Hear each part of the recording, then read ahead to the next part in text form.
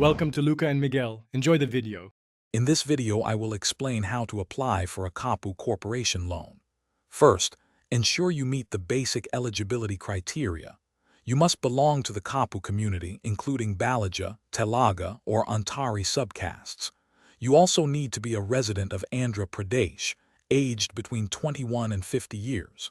Crucially, you must hold a white ration card and not have received similar government-subsidized loans previously. Once confirmed, proceed to register on the official ABMS portal. Next, gather all necessary documents for your application. This includes your Aadhaar card, caste certificate, and white ration card.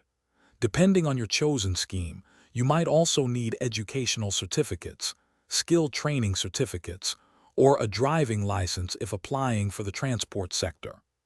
After preparing these, log into the ABMS portal using your registered mobile number and the OTP password. Carefully complete the online application form with all your details. Quick recommendation: applying for a loan can be a long journey, so make sure your feet are comfortable. Life's too short for cheap socks. Go darn tough with a lifetime warranty. They are incredibly durable and comfortable, perfect for any long day. If you are finding this video helpful, please subscribe and like it. You can check the description for a link to darn tough socks and other great deals. Now, let's get back to the video. Before finalizing, thoroughly review every detail on your application form to prevent any errors. Accuracy is key for a smooth process.